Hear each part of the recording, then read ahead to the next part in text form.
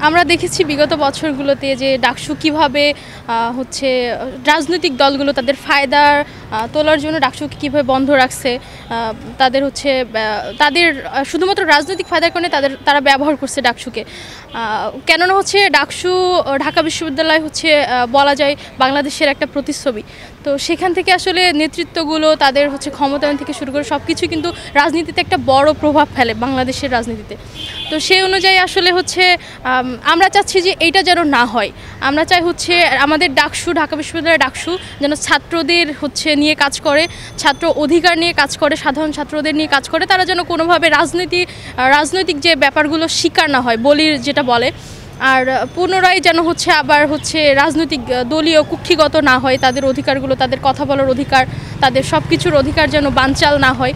তো ডাকসুটা যেন আবার কন্টিনিউ করতে পারি আমরা নতুনভাবে সুন্দর বাংলাদেশ বিনির্মাণের ক্ষেত্রে এই ফ্যাসিবাদ মুক্ত দেশে আমাদের মুক্ত চিন্তাধারা যেন আবার নতুন করে প্রতিষ্ঠিত হইতে পারে, সেই উদ্দেশ্যে আসলে আমরা কাজ করতে চাই। আচ্ছা, আমরা হচ্ছে চাই যে ডাকসুর মাধ্যমে আমরা যেন প্রশাসনের সাথে সহযোগিতা করে একাডেমিক এক্সিলেন্সি বৃদ্ধি করতে পারি। সেই অনুযায়ী সেই পথে আমরা হাঁটবো, সেভাবে কাজ করব।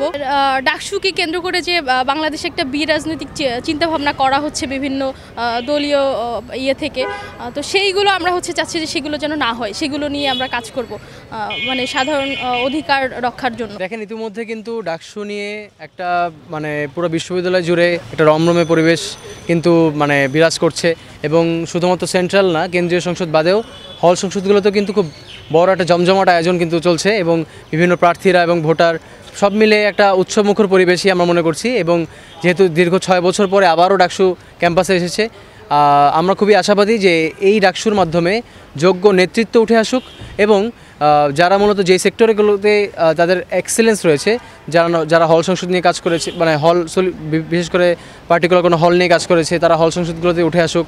যারা সেন্ট্রালি বা পুরো বিশ্ববিদ্যালয় জুড়ে কাজ করেছে, সাধারণ শিক্ষার্থীদের পক্ষে কথা বলেছে, অধিকার নিয়ে কথা বলেছে, অন্যায়ের প্রতিবাদ করেছে, এবং ক্যাম্পাসে নোংরা রাজনীতির বিরুদ্ধে কথা বলেছে, তা আমার ব্যক্তিগত প্রত্যাশা থাকবে সেই ধরনের নেতৃত্ব, শিক্ষার্থীদের যে প্রত্যাশা, তাই যাতে নির্বাচনের মাধ্যমে ফুটে আসুক। আমি হলে জিএস পদে ইনশাল্লাহ নির্বাচন করছি। আপনি যদি নির্বাচিত হন তাহলে আপনি আপনার হলকে কীভাবে চেঞ্জ করতে চান? দেখুন, সলিমুল্লাহ মুসলিম হল একটি ঐতিহ্যবাহী হল। ঢাকা বিশ্ববিদ্যালয়ের সবচেয়ে ঐতিহ্যবাহী যদি কোনো স্থাপনা থাকে সেটা হচ্ছে সলিমুল্লাহ মুসলিম হল। আপনি জানেন, বিগত কয়েক বছর ধরে যখন ফ্যাসিবাদের আমল ছিল, তখন কিন্তু এই হল নিয়ে নানা রকম ষড়যন্ত্র তৈরি হয়েছিল, এবং একটি বিশেষ পক্ষ এই হলকে বন্ধ করার ষড়যন্ত্র করছিল। তো সেখান থেকে আমরা গত বছরই আপনারা জেনে থাকবেন যে এই হলে কিন্তু দীর্ঘদিন স্টুডেন্ট অ্যালটমেন্ট কিন্তু দিচ্ছিল না। প্রায় 4 বছর 4টি ব্যাচ কিন্তু এই হলে অ্যালটমেন্ট দেওয়া হয়নি। তো আমরাই শেষ ব্যাচ ছিলাম। তো আমরা সলিমুল্লাহ মুসলিম হলের শিক্ষার্থীদের পক্ষে নতুন করে অ্যালটমেন্টের জন্য আমরা আন্দোলন করেছি। ভিসি চত্বরে প্রায় 2-3 দিন প্রায় আমরা আন্দোলন করেছি, এবং সলিমুল্লাহ মুসলিম হল যেহেতু একটি ঐতিহাসিক স্থাপনা, একে রক্ষা এবং এই হল যাতে কখনো বন্ধ না হয় সে কারণে পর্যাপ্ত সংস্কার এবং এই হলের যাতে একটি নতুন ভবন স্থাপন করা হয়, সেই দাবিতে আমরা আন্দোলন করেছি। তাছাড়া এই সলিমুল্লাহ মুসলিম হল যেহেতু ঢাকা বিশ্ববিদ্যালয়ের ঐতিহ্যের ধারক, এই জন্য সলিমুল্লাহ মুসলিম হলকে বিশেষভাবে সংরক্ষণের ব্যবস্থা করতে হবে, এবং এর যে লেগ্যাসি এবং যে জলুস ছিল, আমার আশা থাকবে শিক্ষার্থীদের অধিকার বাস্তবায়নের মাধ্যমে।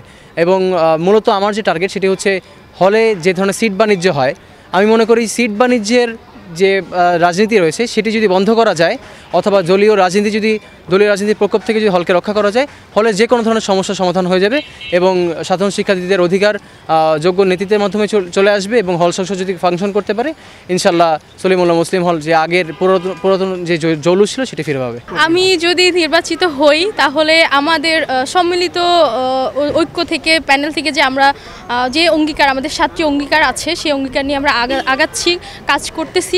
আর হচ্ছে ভবিষ্যতে আরও কিছু অ্যাড করবে, আরও কাজ করব। আমরা কাজ করতে চাই শিক্ষার্থীদের স্বার্থ নিয়ে, তাদের অধিকার নিয়ে।